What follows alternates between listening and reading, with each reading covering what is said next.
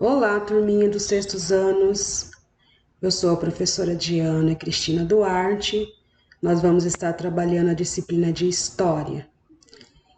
Na nossa primeira semana, nós não fizemos live, então a professora resolveu fazer esse vídeo com um breve resumo do que nós trabalhamos na semana do dia 22 ao dia 26 de fevereiro.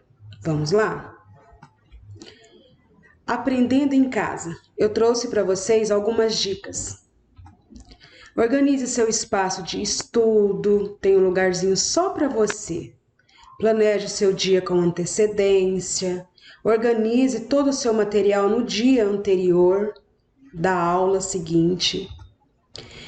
Diminui as distrações. Eu trouxe 3 exemplos, tipo, use a imaginação e finja que está na escola e não na sua casa.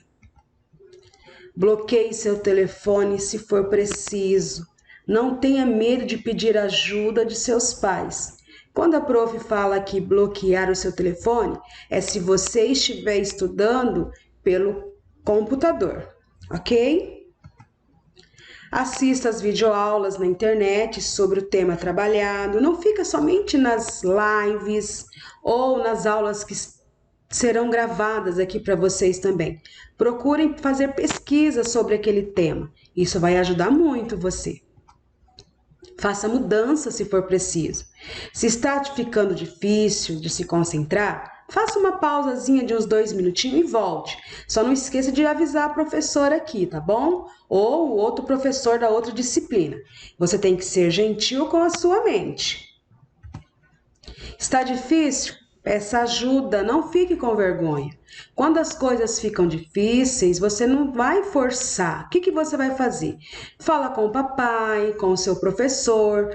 Procure ajuda dos seus colegas. Se você ficar com vergonha de pedir ajuda para o papai ou para a professora, você tem os seus coleguinhas. A ajuda sempre estará disponível desde que você peça. Se você está com dificuldade e fica com vergonha de dizer à sua professora, ela não vai saber como te ajudar. Ela não vai nem saber que você está com dificuldade. Então você tem que falar que se caso você esteja com dificuldade. Anota tudo, isso principalmente quando você está assistindo os vídeos, tá bom? Pegue o seu caderninho para acompanhar o seu progresso ou quaisquer pergunta que você possa querer fazer ao seu professor sobre a lição ou a atividade da aula. Por exemplo, terminamos as nossas lives, aí você vai fazer sua atividade sozinha em casa. Poxa vida, não consigo isso aqui, estou em dúvida. Vai lá, pesquisa na internet. É uma ferramenta que você tem em casa e não tem na escola. Quando nós voltarmos, você não vai ter a oportunidade de pesquisar na internet dentro da sala de aula. Então você aproveita este momento. Mas aí você pesquisou e mesmo assim ainda sentiu dificuldade, o que você vai fazer? Vai lá no seu caderninho, aonde você teve a sua dificuldade e anote. Quando nós tivermos a nossa próxima live, você tira a sua dúvida. Combinado? Estudar em casa pode ser difícil, mas não é tão impossível. Mas é possível sim. O ensino à distância ajuda a reforçar habilidades para toda a vida, como gestão de tempo e de energia, independência e pensamentos criativos.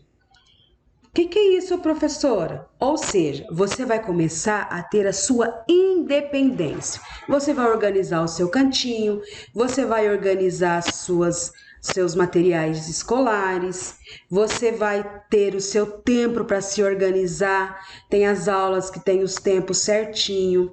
Você vai ser independente, você tem que ser criativo durante as suas aulas, mesmo que nós estejamos virtualmente.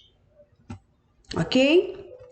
Então vamos lá, nossa primeira aula da semana. Primeiro governo do Brasil. Isso aqui é para a gente estar relembrando as nossas aulas lá no quinto ano. Lembra? Quem foi os primeiros os governos do Brasil? Olha lá, o governador-geral foi criado em Portugal por ordem do rei Dom Pedro III, e isso no ano de 1548. Por que isso aconteceu? Para centralizar a administração da colônia, que naquela época não era chamado Brasil ainda, era um Brasil colônia. Isso foram criados também alguns cargos, como governador-geral, que era responsável pela administração de toda a colônia, ouvidor-mor, que era o tipo um conselheiro, que ele cuidava dos assuntos jurídicos, tipo um advogado. O provedor-mor, ele cuidava dos assuntos financeiros. O capitão-mor, que cuidava das defesas da colônia. O governador-geral, ele surgiu para substituir as capitanias hereditárias. Lembram que vocês estudaram sobre as capitanias hereditárias lá no 5º ano? Que elas não davam o retorno esperado aos governos? Também estudaram sobre os primeiros governadores gerais, né? Que em 1549 o primeiro foi Tomé de Souza e ele foi até 1553, quando chegou ao Brasil, nomeado pelo rei de Portugal como governador-geral. Junto com ele chegou os primeiros jesuítas, liderados por Manuel da Nóbrega, né, que foi durante o governo de Tomé de Souza. E a capital foi construída e recebeu o nome de Salvador. Lembra que antigamente a nossa capital chamava-se Salvador. Hoje, nos tempos atuais, chama-se Brasília, que está localizada lá no Distrito Federal. O outro terceiro ponto, que é segundo o governo geral, que aconteceu entre 1553 a 1558, que foi o governador-geral Duarte da Costa. Seu governo foi alterado a lei que se permitiu qualquer indígena fosse escravizado. Depois temos o terceiro governo geral, que foi através de Mendes Sá, durante o ano de 1058 a 1072. Nessa época, ele expulsou os franceses que invadiram a Baía de Guanabara. Depois disso, foi criada a cidade do Rio de Janeiro, como uma proteção das futuras invasões. E com a saída de Mendes Sá como governante, a coroa portuguesa ela continuou norteando inúmeros problemas da administração, por isso ordenou a divisão de governo em governo do norte, como a capital de Salvador, o governo do sul, com a capital do Rio de Janeiro. Isso é para vocês só darem uma recordada. Depois a professora deixou uma atividade para vocês. Por que o rei de Portugal decidiu criar o governo geral? Porque ao criar o governo geral, se já existiam as capitanias hereditárias? Por que dessa criação? Quais os cargos que foram criados para ajudar o governo a governar? Quais foram os 3 primeiros governadores gerais? Quando Salvador foi criado e qual era a sua função? Então, essa foi a atividade da primeira aula da nossa primeira semana. Na próxima live, que nós tivermos na próxima semana, essa que se inicia, nós vamos estar falando um pouquinho sobre essa atividade.